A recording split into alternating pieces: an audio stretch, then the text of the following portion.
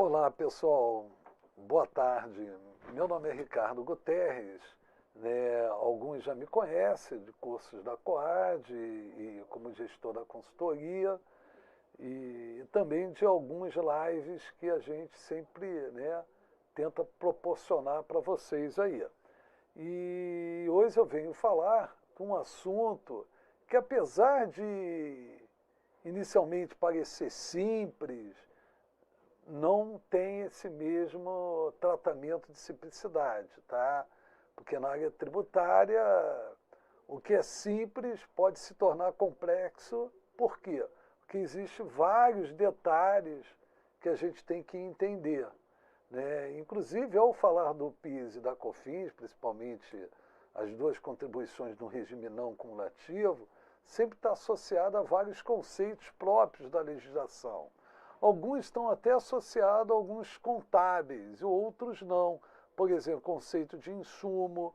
O que é um conceito de insumo? Né, conforme definido na legislação e em função também da decisão do STJ relacionada à essencialidade e à relevância, que ampliou o conceito de insumo, né? Quando se fala de insumo, é processo de produção, de prestação de serviço. Não há que se falar em insumo na atividade comercial. Por quê? O que é custo na atividade comercial é a aquisição da mercadoria, né? São os gastos que agregam a mercadoria que a empresa, a entidade, tem esse sacrifício para trazer esse estoque até seu estabelecimento, para estar disponível para poder vendê-lo, negociá-lo. Agora, quando se fala de produção, de mercadoria para revenda ou a prestação de serviço, a complexidade é muito maior. Por quê? Porque na legislação do PIS e da COFINS tem conceitos próprios, determinados pela norma. E hoje nós vamos falar também, não só a respeito dessas alterações associadas, considerações associadas a insumo, que é o último tópico, mas também em função da exclusão, né, do ICMS da Receita Bruta e a alteração da base de cálculo para efeito do creditamento, em função da medida provisória que foi convertida já em lei, medida provisória 1159, e convertido na lei 14.592, né, de 30 de maio agora de 2023.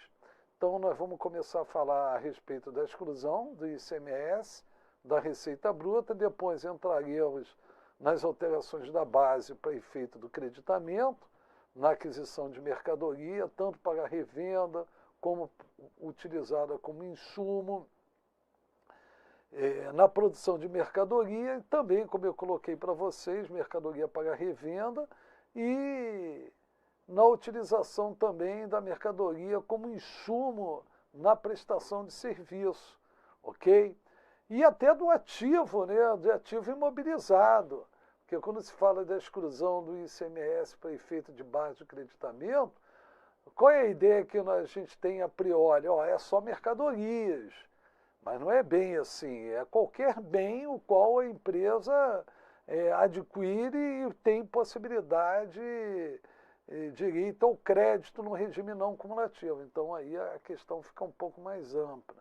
E depois nós vamos falar sobre considerações a respeito do conceito de insumo, como eu comecei a falar inicialmente, né, no início do nosso live, porque eu sou um pouco suspeito, que é a parte que eu me aproximo mais em termo profissional de estudo é exatamente sobre o conceito de insumo para efeito do creditamento do PIS e da COFINS, ok? É importante também que depois vocês façam seus questionamentos para a gente, né, poder assim ter possibilidades maiores de trocar ideias e até chegar a dúvidas de vocês, a necessidade real do dia a dia, ok, pessoal? Bom, então começando a falar da exclusão do ICMS sobre a Receita Bruta. Então, fazendo um histórico inicial, o conceito de Receita Bruta ele sofreu algumas mudanças, vamos chamar assim, algumas adequações eu entendo que é o termo mais assim, coerente, né? O conceito de receita bruta, ele sofreu algumas alterações legais para poder adequar o conceito de receita bruta para efeito tributário, adequando com as normas de contabilidade. Por que isso? Em função das alterações introduzidas nos métodos e critérios contábeis pela 11.638 de 2007 a 11.941. Por que isso? Porque as normas de contabilidade brasileira foram adequadas, convergidas nas normas internacionais de contabilidade. E, com isso, vários critérios de reconhecimento de bens, direitos, de receita, de ativo, principalmente dentro do conceito de receita bruta, também sofreu algumas alterações, e tornou-se necessário, obrigatoriamente, a legislação tributária também ser alterada, né, adequando, né, ao conceito contábil, né? Então é bom sempre lembrar que, para efeito tributário, as normas de contabilidade são nulas. Por que são nulas? As normas tributárias, elas reconhecem, para efeito de cálculo dos tributos federais, tanto PIS, COFINS, Imposto de Renda, Contribuição Social, conforme critério e métodos contábeis vigentes em 31/12/2007. Então, com a 12.973, as normas de contabilidade permaneceram nulas para o cálculo dos tributos federais, em regra geral, salvo algumas pequenas exceções. E aí tornou-se necessário fazer uma adequação do conceito de receita bruta, tributariamente, com o conceito de receita para efeito contábil, introduzido pelas novas normas de contabilidade. Então, que conceito é esse que foi relativamente adequado? Que a receita bruta, ela compreende o objeto exercido pelas empresas, pelas pessoas jurídicas, juntamente com a sua atividade exercida. Por que sua atividade? A norma tributária, ela sai daquela questão, né, do objeto social previsto no contrato e vai para um conceito mais amplo de receita bruta, que é associada à atividade da empresa. Então, quando a gente fala de atividade, é um conceito amplo. Por que um conceito amplo? Ora, o que está no contrato social, o objeto, é claro em identificar, né, qual o exercício, né, o oferimento de receita por parte das empresas. Por que isso?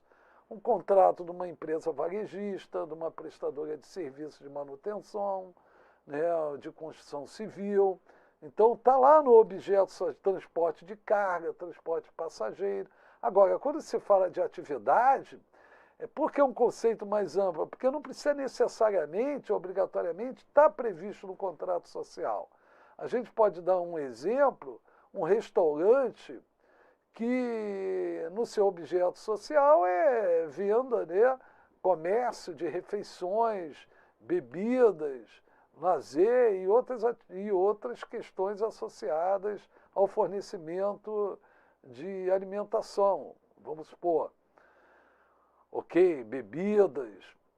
Quando se fala de um restaurante que inclui no seu espaço propagandas, né, vincula propagandas, essas receitas oferidas por essas vinculações de propagandas, necessariamente elas não estão previstas no contrato social, mas são caracterizadas receitas brutas. Por que é caracterizado dentro do conceito de receita bruta?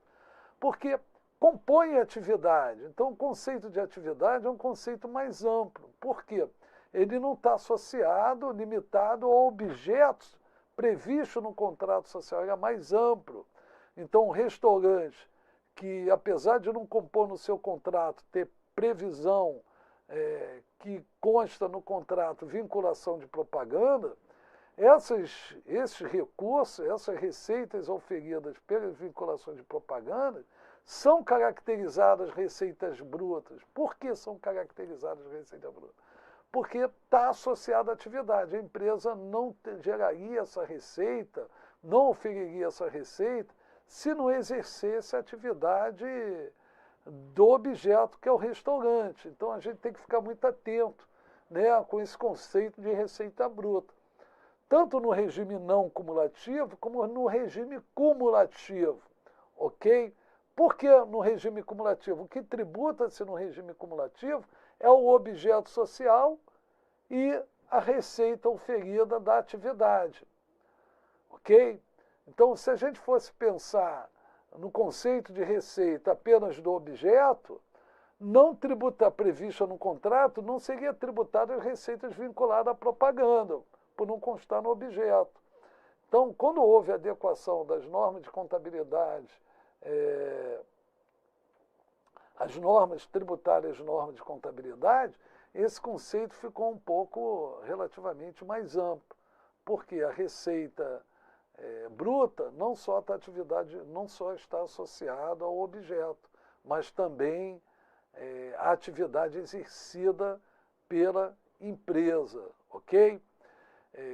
No regime não cumulativo, tributa-se a receita bruta e as demais receitas, independentemente da sua classificação contábil.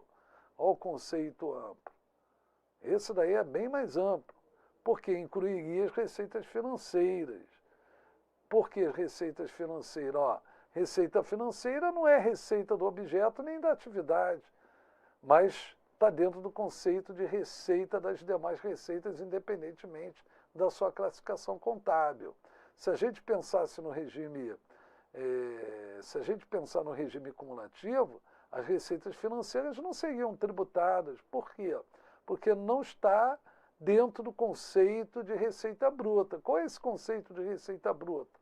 Resumindo, objeto e receita da atividade. A receita da atividade, mais uma vez, não precisa obrigatoriamente estar previsto no contrato, no ato de constituição. Tá? Basta ser exercida com relevância, utilizando-se ativos da empresa. Um outro exemplo também que eu costumo citar são as empresas de transporte, né? Essas empresas de transporte, por exemplo, faz fretamento de passageiro, transporte de carga. Muitas dessas empresas vinculam propagandas nos seus veículos, propagandas de empresas, de produtos, e recebem o oferimento de uma receita. Será que a gente pode se caracterizar, podemos caracterizar esse oferimento de receita dentro do conceito de receita bruta? E por que estaria caracterizado como receita bruta? Apesar de não constar no objeto. Porque essa receita surge em função da utilização do ativo, do exercício do objeto, que é o quê? Transporte de passageiro, transporte de carga. Então, alguns fazem um questionamento, mas, Guterres, essa receita não está lá no contrato. Por que devemos considerar como receita bruta e tributá-la, né, como receita bruta, principalmente no regime cumulativo? Por que devemos tributar? Ora, independentemente do contrato ou não, é uma receita que é gerada em função do exercício do objeto, dos ativos, do exercício de transporte de carga, do exercício da venda de refeições no restaurante. Então, se não exercesse o objeto, não geraria essas receitas. Então, portanto, elas estão incluídas no conceito de receita bruta, que é importante. E é mais importante também citar que a norma tributária, ela entende que a receita bruta estaria incluído os tributos sobre o preço, calculado sobre o preço. Aí a gente tem um exemplo do ICMS. O ICMS é um tributo sobre o preço, né? Isso conforme norma legal, observem. Porque, olha, se tem um produto de 10 mil reais e a alíquota é de 18%, vamos supor o preço, 10 mil e a alíquota é 18%, então, se a gente for calcular, pegaria os 10 mil, dividiria por 0,82 e chegaríamos a um valor X, né, de 12.100 reais, vamos supor. E se a gente pegar essa receita, está incluído o tributo sobre o preço. Então, perante a norma, não há que se falar, não haveria que se falar na exclusão do ICMS sobre a receita bruta, sendo que o STF, através da decisão, né, proferida posteriormente ao embargo emitido pela Procuradoria da Fazenda Nacional, embargando, questionando quando começaria os efeitos da decisão, que a gente chamaria modulação, ou qual o ICMS que deve ser excluído da receita bruta. É o ICMS da diferença do crédito menos do débito, ou é o ICMS aquele destacado, imputado no preço? Então, qual seria o ICMS? Bom, conforme a decisão do STF,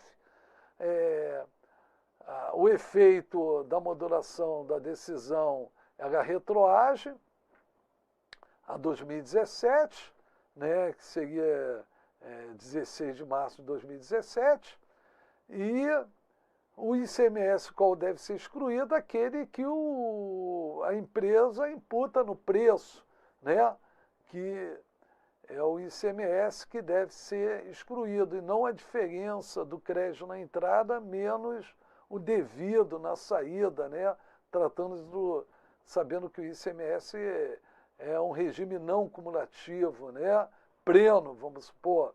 Então, portanto, o ICMS que deve ser excluído é o ICMS imputado no preço. Então, é aquele ICMS que o contribuinte, ao vender a mercadoria, calculou por dentro, imputou no preço e destacou na nota fiscal. Esse é o ICMS, o qual deve ser excluído. Então, a decisão foi proferida pelo STF e ratificado, né, pela Instrução Normativa 2121 de 2022, desculpe-me, que foi emitida logo próximo a dezembro. Então, a Instrução Normativa 2121 determina que o ICMS deverá ser excluído para efeito da base, né? Ou seja, ele só confirmou que a decisão do STF já tinha determinado, né, num ato infralegal, que é a Instrução Normativa Nova no regulamento do PIS e da COFINS, que é a Instrução Normativa 2121. Agora, é interessante também frisar, eu não sei se é um termo apropriado, né, a arrogância da legislação tributária, né, o fato do Estado exercer a autoridade de tributá-la. Por que eu cito isso? Quando o STF decide, colocar que é a decisão do século, né, da exclusão do ICMS sobre a receita bruta, é importante a gente entender que o ICMS, conforme a decisão, o conceito, ele jamais poderia compor o conceito de receita bruta. Depois eu vou explicar o porquê da arrogância do ato infralegal. Né? Não sei se é um termo um pouco assim, meio radical, vamos dizer, mas vamos pensar assim. Por que o STF julga inconstitucional e exclui, né, não compõe o conceito de receita bruta o ICMS imputado no preço? Por que isso? Porque o ICMS ele não representa um recurso que fica disponível para a entidade, né, para a empresa. Por que não fica disponível? A empresa funciona como uma mera repassadora. Então, o conceito bastante coerente do STF, que inclusive vai ao encontro ao conceito de receita, fazendo uma associação para efeito das normas de contabilidade, que o tributo sobre o preço, e aí a gente fala do ICMS, ele não pode compor o conceito de receita bruta. Por que não pode? Porque não é um recurso que fica disponível para a entidade, para a empresa. A empresa funciona como uma repassadora. Ela não gera uma variação patrimonial positiva. Inclusive, se vocês observarem, fazendo mais uma vez a associação com o conceito contábil de receita bruta, quando vocês observarem as demonstrações de publicação de balanços, demonstração de resultado, vocês vão observar receita líquida. Por que receita líquida? Porque não há que se falar em estar discriminado os tributos sobre o preço na demonstração de resultado. Por que isso? Porque o ICMS ele não está dentro do conceito de receita bruta. Quer dizer, ele não está também dentro do conceito de despesa incorrida. Porque o tributo sobre o preço não é uma despesa, tampouco um custo. Vamos refletir junto. O que é despesa é que, simultaneamente, gera-se um benefício. Né? É o caso do salário incorrido, é o caso de uma despesa de aluguel incorrido, que gera o benefício da utilização do imóvel, que vai ser utilizado na atividade operacional ou para venda, ou na atividade industrial. Então, o que é uma despesa em si incorrida? É o consumo de um bem e de um direito que gera simultaneamente um benefício, e de forma direta ou indireta. Quando você vende a mercadoria, você está consumindo aquele estoque, transferindo para o seu cliente, que está gerando simultaneamente um benefício da receita. Quando você utiliza um material de limpeza, uso, consumo, é para manter o local do emprego de forma higiênica, de forma com asseio, não é isso? Então está gerando um benefício. Agora, vamos dizer assim, o ICMS não é uma despesa, então contabilmente, apesar de se debitar numa conta de resultado como conta retificadora, ele não fica evidenciado na demonstração de resultado, porque contabilmente debita numa conta retificadora e acredita no passivo, mas ele não fica evidenciado. Por quê? Porque ele não gera nenhum benefício. Então, portanto, também ele não pode compor o conceito de receita bruta. Então, o ICMS, e eu vou mais longe, os tributos incidentes sobre o preço não deveriam compor o conceito de receita bruta, mesmo aqueles que são calculados por dentro, que é o caso do ICMS, como eu citei para vocês. Ok? É o caso do ICMS. Então, vamos pensar o seguinte, por que arrogância tributária? Porque quando vocês observarem o artigo 25, principalmente o parágrafo, o inciso 12 do artigo 26 da IN 2121, o que ele vai citar ali nesses dois dispositivos? O ICMS compõe o conceito de receita bruta, mas por cálculo da base deverá ser excluído. Literalmente, a legislação não deveria citar que compõe para ser excluído, deveria fazer a seguinte citação: não compõe o conceito de receita bruta, como ela faz, como ela determina para o IPI, no caso do artigo 12 do decreto 1598, decreto-lei de 1598 de 77, que é alterado o artigo 12 pela 12.973, que vai adequar o conceito de receita bruta fiscal contábil, que vai alterando a legislação para o PIS, COFINS, imposto de renda. O que ele cita? Que o IPI não compõe o conceito de receita bruta. Por que não compõe? Porque a empresa vendedora é uma mera depositária, é um imposto calculado por fora. Mas se a gente for analisar em termos conceituais de receita, nem o imposto imputado no preço, nem aquele que é calculado por fora, devem compor. Porque a gente já sabe que o IPI não compõe. Então, se eu vendo uma mercadoria por 100 mil e tem um IPI de 20, Então nós vamos ter o preço 100 mil, 20 mil destacado na nota, total na nota 120. Eu não posso pegar 120 e excluir 20. A receita é 100, porque a legislação tributária, de forma até coerente, entende que o IPI não compõe o conceito de receita bruta, mas ela deveria literalmente, na legislação, também fazer essa mesma citação, e não faz. Eu sei que parece uma coisa assim, poxa, na prática eu não vou tributar, ok, na prática tu vai excluir o ICMS, mas o conceito é mal empregado na legislação. Por quê? Porque ela cita que compõe, mas deverá ser excluída. Não pode nem compor o conceito de receita bruta, porque não representa uma receita. Não pode representar uma receita, ok?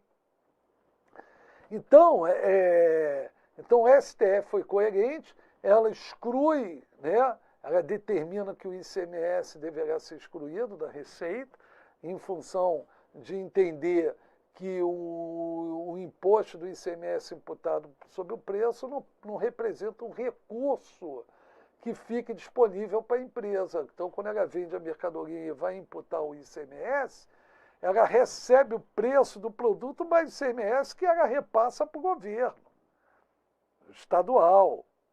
Então, vai gerar um benefício, dependendo da forma que o gestor do Estado vai aplicar os recursos, vai gerar um benefício para a sociedade como um todo, mas não para a empresa imediato. Então, portanto, não tem característica de receita. Então, muito coerente a decisão por parte do STF.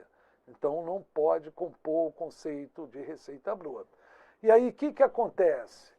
Vamos mais à frente um pouco. Quando o governo emite a medida provisória 1159, ela emite a medida provisória e determina, né, que o ICMS deverá ser excluído da receita bruta, não é porque o ICMS passa a ser excluído da receita bruta através da medida provisória, não.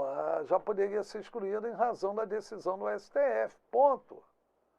Inclusive, a medida provisória 1159 foi convertida na lei 14.592, parte do texto, foi convertida a lei, né? Ela determina que o ICMS não vai ser excluído para efeito do cálculo da base, né?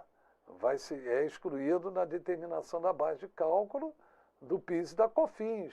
Então, ela vai lá, altera o artigo 1º da Lei 10.637, que trata do PIS não cumulativo, e o artigo 1º da Lei 10.833, que diz respeito à COFINS não cumulativa, ok? Então,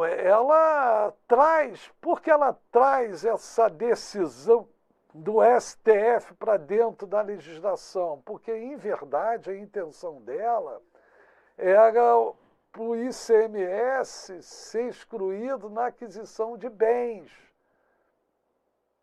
imputado no preço pelo fornecedor para efeito de crédito no regime não cumulativo. Então, essa foi a verdadeira intenção.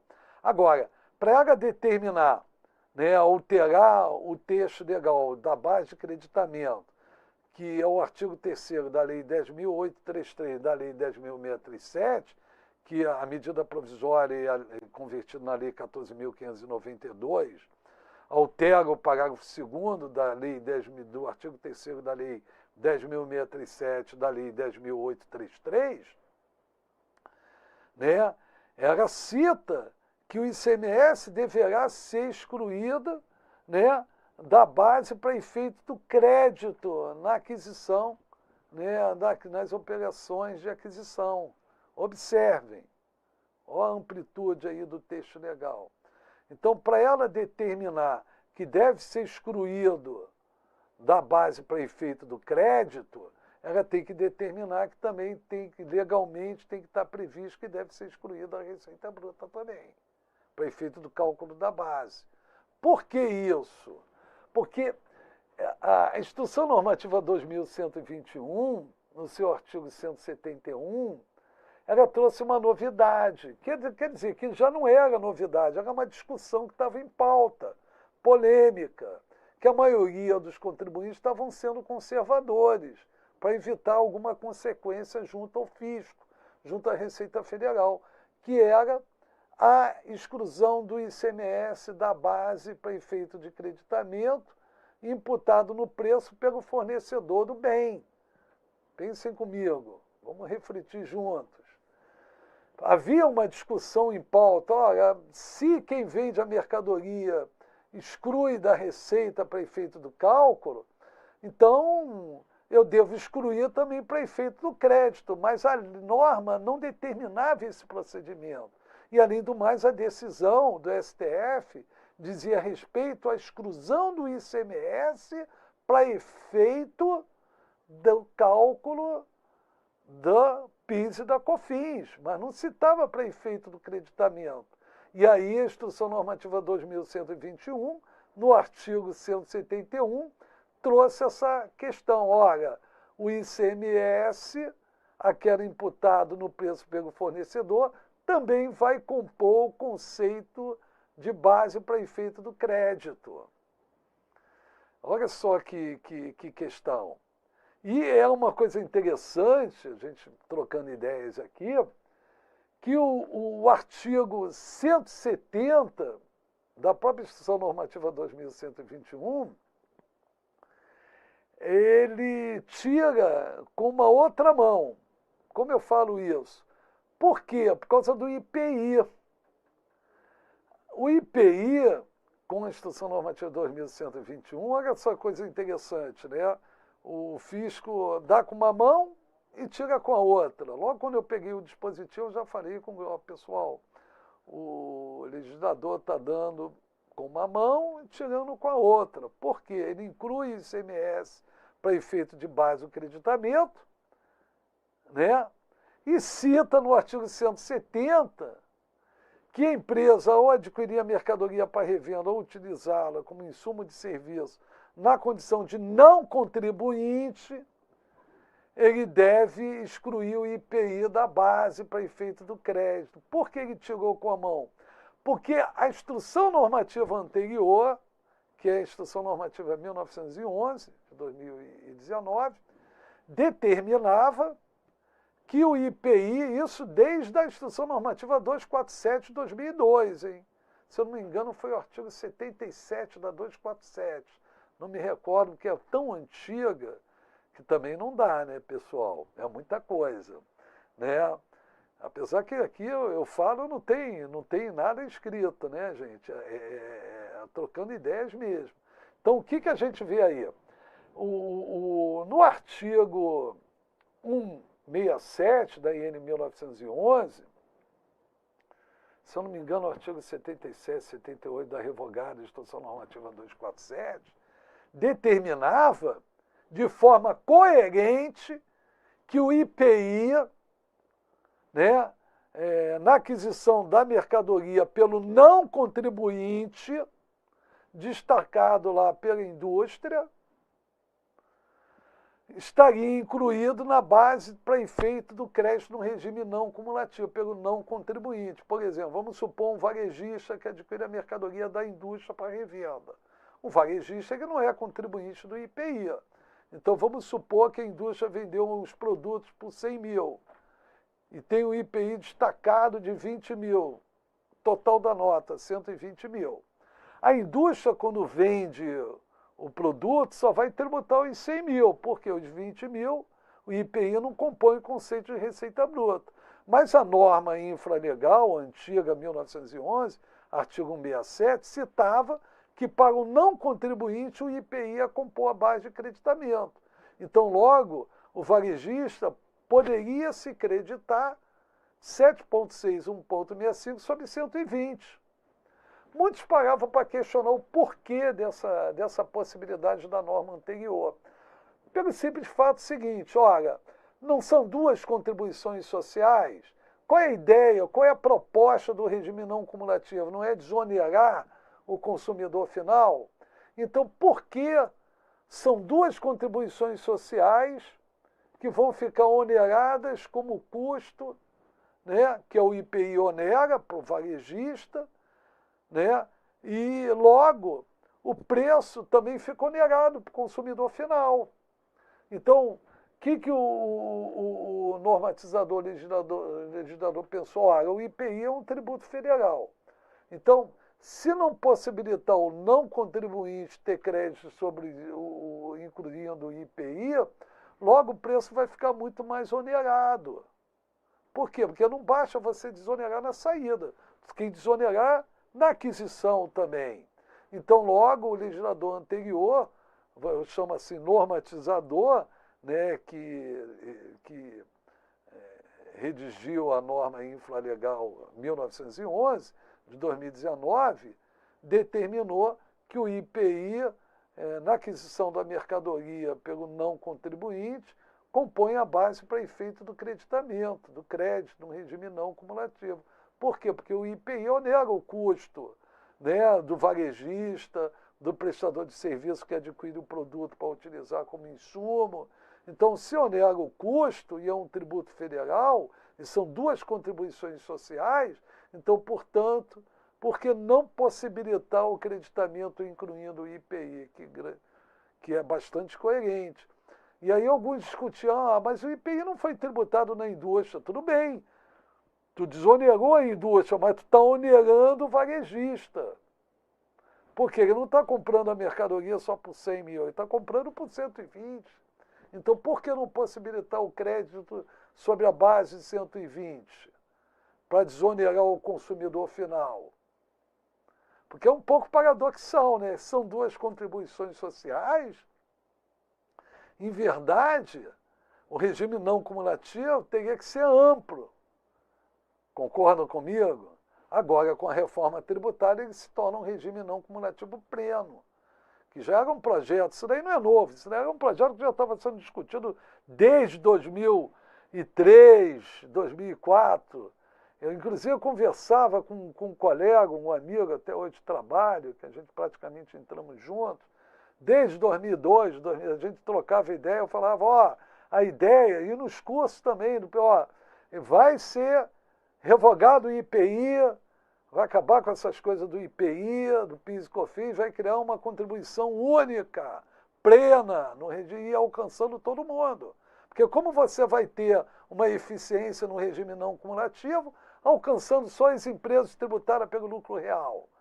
Então é você atingir uma parte da verdade. A verdade tributária brasileira é desse tamanho. Então ficaria-se o quê? Relativamente ineficiente o regime não cumulativo. Vamos refletir junto, diferentemente agora com a reforma tributária.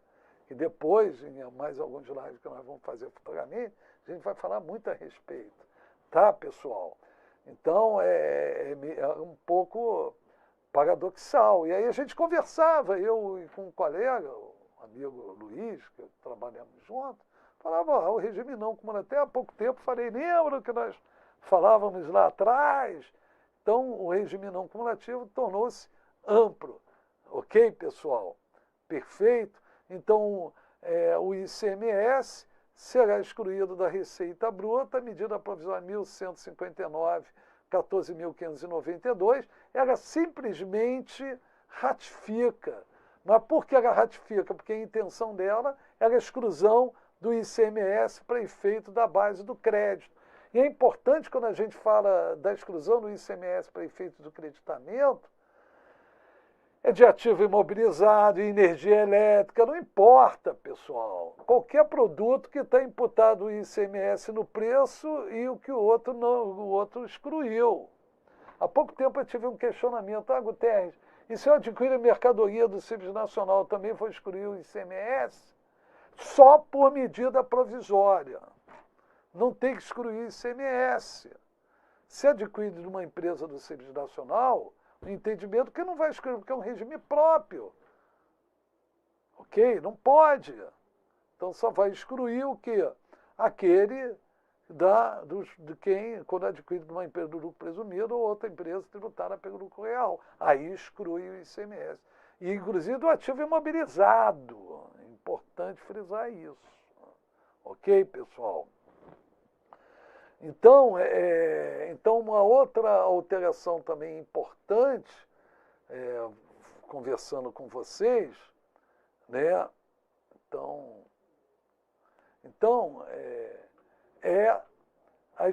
voltando, dando continuidade, é a exclusão do ICMS para efeito do crédito, ratificando o que eu coloquei anteriormente. Por quê?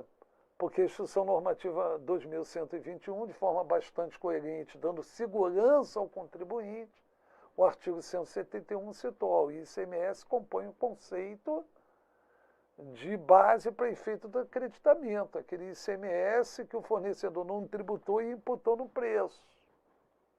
Ok? Então, esse ICMS compõe. Aí veio a medida provisória 1159, convertido na lei 14.592, artigo 6 e artigo 7, alterando o parágrafo 2º do artigo 3º, tanto da lei 10.067 como da lei 10.833, citando a exclusão do ICMS para efeito de base de crédito. Ok, pessoal? Já a partir de 1º de maio de 2023. Ok, pessoal? Bom, um outro tema aqui importante para nós, que eu trouxe, medida provisória, são algumas considerações sobre insumo, né, que também foi importante, que é bom vocês sempre estar observando. Solicito a leitura do artigo 175, 176 da Instrução Normativa 2121. Por que isso? Porque todos falam da decisão do século da exclusão da receita bruta da base. Eu não vejo como uma decisão do século. A decisão do século mesmo, isso eu falo para todos, foi a decisão do STJ em relação à possibilidade de ampliação do conceito de insumo para efeito do crédito. Por que isso, pessoal? Vocês devem estar questionando. Por que, Guterres? Porque a decisão do STJ, ela derruba um paradigma que é sempre determinado um conceito de uniformidade na legislação tributária. Por que uniformidade? Porque a legislação tributária ela tem que dizer para todos os contribuintes que insumo é um determinado conceito. É um conceito uniforme. Então, o conceito uniforme que é previsto no parágrafo 2º do artigo 3º da Lei 10.833, da Lei 10.637 para efeito de creditamento, é aquele conceito de insumo onde que o material ou o serviço é diretamente consumido na produção de mercadoria para revenda ou na prestação de serviço. Ora, a decisão do século do STJ foi ampliar esse conceito. Ora, esse conceito aí é singular. Por que é singular? Depende da estrutura de custo de cada entidade, de cada empresa. E aí traz o conceito de essencialidade e relevância. Então, no que é, inclusive, a produção do seu próprio insumo. Então, o conceito de insumo determinado por STJ, que foi incorporado pela norma infralegal, que é o artigo 175 e o artigo 176 da Instrução Normativa 2121, ele determina que a essencialidade e a estrutura depende da estrutura de custo e relevância também. Posso dar um exemplo para vocês? Vamos supor, foi até uma consulta, um questionamento que eu tive de uma aluna num curso que eu ministrei do PIS e COFINS, se eu não me engano foi em 2016, que esse curso do PIS e do COFINS também é presencial, tem AD e tem presencial também, depois vocês podem observar no nosso site, e depois quem sabe até se inscrever para a gente trocar uma ideia. Já vão anotando até as dúvidas para quando começar o curso a gente poder dinamizar melhor isso aí. Mas vamos pensar o seguinte, qual foi o questionamento que a colega fez? Vocês vão entender. Ela chegou, falou: Guterres, eu trabalho numa empresa lá de Londrina. Então, esse curso veio um pessoal do Ceará, pessoal de Brasília, Pernambuco, Rio Grande do Sul, Paraná, São Paulo, Brasília. Ela assim, via pessoal de todo, teve um curso aí que veio pessoal de todo o Brasil. Fiquei extremamente animado. Mas vamos pensar o seguinte, qual foi o questionamento da colega participante? Ela trabalha gestora tributária de uma empresa que produz medicamentos e produz pílulas anticoncepcionais. Então, para os profissionais, os colaboradores produzirem as pílulas, tem que ser um lugar fechado, eles entram com um equipamento de proteção individual, né? Por que isso? Porque ao produzir as pílulas anticoncepcionais, ela começa a exalar hormônios. E aí esses colaboradores, para não se intoxicarem com hormônios femininos, eles entram com uma roupa de proteção individual. Qual foi o questionamento da colega na época? Guterres, a empresa tem possibilidade de ter crédito, apesar de ser custo? Falei, não tem possibilidade de crédito.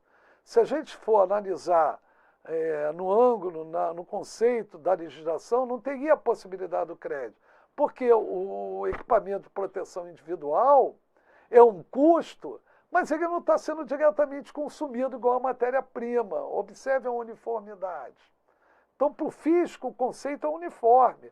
Para a economia de custo tem que ser singular. Se a gente for analisar hoje, né, assim, no conceito de insumo proferida pela decisão proferida pelo STJ, ela teria a possibilidade do crédito. Por quê? Porque proteção individual e equipamento é determinado por uma norma legal. Ela não pode executar atividade industrial de forma perfeita se não cumprir essa determinação legal. Aí entra o conceito de relevância. E aí entra o conceito também de essencialidade. Por exemplo, para a norma tributária, se você tem um produto semi-acabado, pegando o conceito da legislação, transporta de uma unidade para outra utilizando um veículo, de uma unidade para dar continuidade ao processo de produção, pela norma legal não teria a possibilidade do crédito sobre o combustível desse veículo como insumo para transportar essa mercadoria. Se a gente for analisar dentro do conceito de essencialidade, em função da decisão do STJ, já teria a possibilidade do crédito. Por quê? Porque é essencial. E aí a decisão do STJ cita o seguinte, o que é essencial é aquele custo, aquele insumo, aquele gasto que mantém a atividade eficiente, produtiva e qualitativa do produto. Então, foge do conceito uniforme determinado pela norma e vai para um conceito singular, que é o correto. Ok, pessoal? Bom, pessoal, o colega já está me informando aqui, até extrapolei um pouco do nosso intervalo. Vamos pegar uns 5 minutos de intervalo e aí eu volto a falar a respeito dessa questão da decisão do STJ, do conceito de insumo, que, a meu ver, sim é a decisão do século, porque muda o paradigma. Tá bom, pessoal?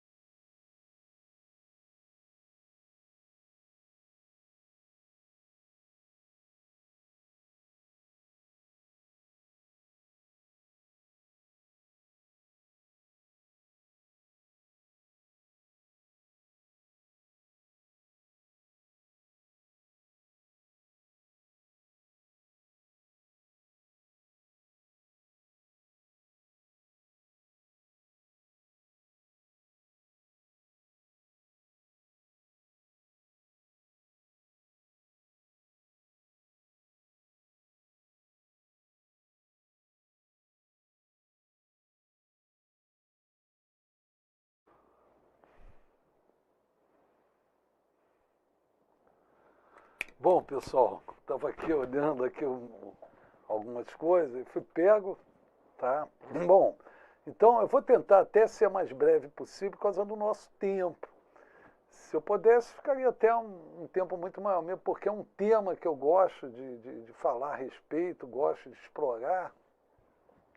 Então, vou falar um pouco mais sobre as considerações a respeito de insumo, tá? Porque a gente falar sobre insumo em 20, 10 minutos não é nada muito simples, né? Mas vamos pensar assim, na área tributária brasileira nada é simples, né? Quem pensa que é simples está ligeiramente enganado. Então, considerações. Então, a meu ver, a decisão do SECO foi do STJ, relacionado, revendo o conceito de insumo, porque ele parte da premissa da essencialidade e da relevância, que são dois conceitos que estão conforme imputado na estrutura de custo. Não importa que seja consumido de forma direta ou indireta. Se você excluir, uma coisa interessante, aquele insumo, ou alterar seu processo para efeito de creditamento em função da norma, né? Então não estaria respeitando a estrutura de custo. Nas compras de produto importado tem que excluir ICMS e Holanda. Bom, um colega veio aqui, me desculpe, até me citou um questionamento do ICMS. Desculpe, deixa eu só entrar que eu vou responder em Holanda, tá, Yolanda? Só terminando esse conceito aqui do insumo. Então, o insumo, ele está dentro da estrutura de custo, então, que depende a capacidade produtiva, eficiência e qualificação do produto ou do serviço. Se caso venha excluí-lo, ele vai ter um efeito até negativo na eficiência, na qualidade do produto ou do serviço. Então, esse sim que é o conceito que a gente tem que partir. Significa dizer que o inciso 2º do artigo 3º da Lei 10.833, da Lei 10.067 foram revogados? Não. Eles foram ampliados, adicionado o conceito de relevância e essencialidade. Voltando aqui, o colega me trouxe um questionamento da Yolanda, sobre a exclusão do ICMS sobre o produto importado. Yolanda, seu questionamento é tão interessante. Ontem eu estou relativamente de férias, estou uns 15 dias de férias, aí. Então, mas ontem teve um questionamento que me fizeram em relação a essa questão do ICMS, da importação de produto. Então, vamos pensar da seguinte forma, Yolanda. Primeiramente, o produto importado não gera a possibilidade do crédito, é o primeiro ponto. Você deve estar questionando, mas como assim não gera a possibilidade? Não gera. A possibilidade do crédito, Yolanda, é o PIS e COFINS efetivamente de importação efetivamente recolhido no momento do desembaraço aduaneiro. Pensa comigo. Então, esse PIS e COFINS importação na aquisição da mercadoria importada gerada, que você paga o desembaraço aduaneiro, é que gera a possibilidade do crédito. Então, o que eu quero dizer com isso? Que não é determinante o ICMS, né? Então, o que a gente tem que observar é o PIS e COFINS importação efetivamente recolhido. Se eu não estou equivocado, a base legal, depois você observa, é o parágrafo 1º do artigo 15 da Lei 10.865. Então, o ICMS ele não está dentro desse conceito, né, na importação do produto. Então, por quê? Porque o PIS e COFINS importação, esse efetivamente pago, que gera a possibilidade do crédito. Então, o crédito não é da aquisição da mercadoria. Então, quando se fala de excluir o ICMS, é aquele que quem te vendeu a mercadoria não tributou. Então, o governo aí quis ser, dentro da visão dele tributária, ser coerente. Então, se quem vende a mercadoria exclui, logo quem adquire a mercadoria também excluir para efeito de base de crédito. Então não há que se falar em a gente pensar no ICMS na importação da mercadoria. Por quê? Porque o PIS e COFINS é sobre, né, o crédito é o PIS e COFINS efetivamente recolhido. E a decisão não trata nessa questão a decisão não, desculpe, a medida provisória não trata da questão do ICMS da base, da aquisição. Ok? Do produto importado. Você já observou por que a alíquota do PIS e COFINS importação de produto está majorada e de serviço não? Continua 7,6 e 1,65? Porque a base de cálculo que gera o PIS e COFINS de importação foi reduzida. O que o governo fez na época? Aumentou a alíquota. Então não é determinante. Ok? Então a gente coloca de lado essa questão do ICMS, né, do produto importado, porque não gera a possibilidade. Não há que se falar em pensar nessa questão, porque o produto ou o serviço importado não gera a possibilidade do crédito. O que gera a possibilidade do crédito é o PIS e COFINS importação sobre o produto importado, aquele que você pagou no desembaraço aduaneiro, logicamente respeitando as normas que geram a possibilidade do crédito, que é o artigo 3º da Lei 10.833 e da Lei 10.637, ok, Yolanda? Então, portanto, recolheu o PIS e COFINS importação, recolheu. Então, esse sim que você tem um direito ao crédito, ok? Perfeito. Bom, vamos ver. Deu para te ajudar? Entendeu? Ficou claro? Então, vamos ver se tem mais algum outro questionamento. Não tem. Então, só concluindo a questão, né, aproveitando o que a Yolanda nos questionou, fico muito grato pelo teu questionamento, tá, Yolanda? Ficaria feliz que viesse mais umas 10 questionamentos aí para a gente falar a respeito e poder ajudar. E seria até bom para mim, porque prorrogaria mais a palestra de hoje, né? Eu sou da época que a gente fala palestra, né? Não fala live, né? A gente alongaria um pouco mais a nossa live de hoje se vocês fizessem mais perguntas.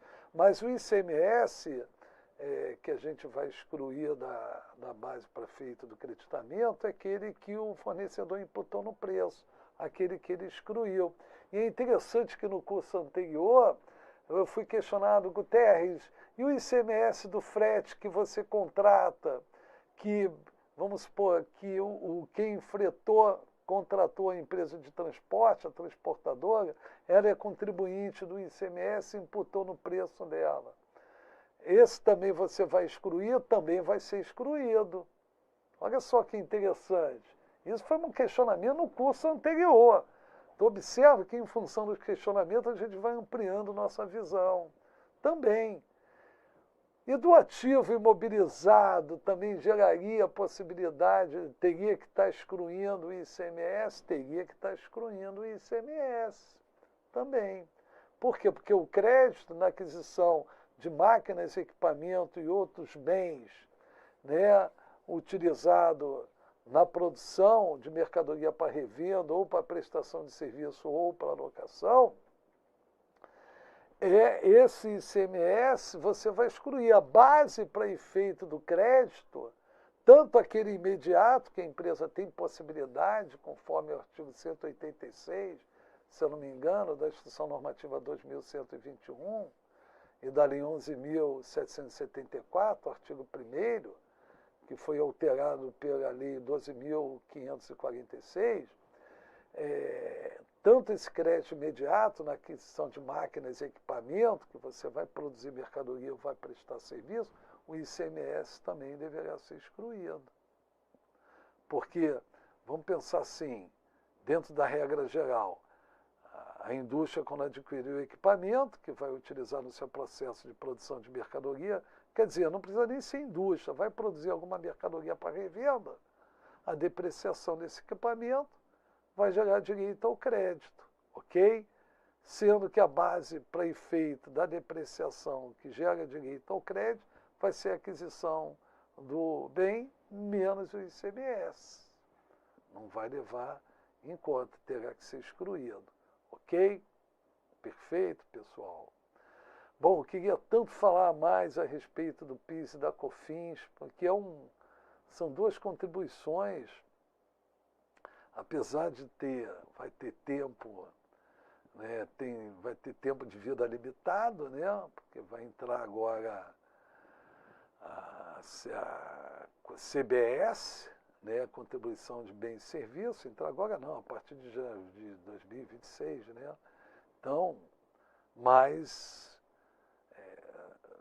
são duas contribuições bem difíceis de entender, porque tem conceitos próprios. Ok, pessoal? Bom, deixa eu ver se tem mais algum outro questionamento. Mais algum outro questionamento? Mais algum outro questionamento? Não. Bom, pessoal, então, assim, vou dar por encerrado nossa palestra de hoje a respeito dos temas abordados e aí nos encontraremos em próximos eventos que vamos fazer aí, né? Então, fico grato pela participação de vocês, principalmente pelo questionamento da Yolanda. Tá bom?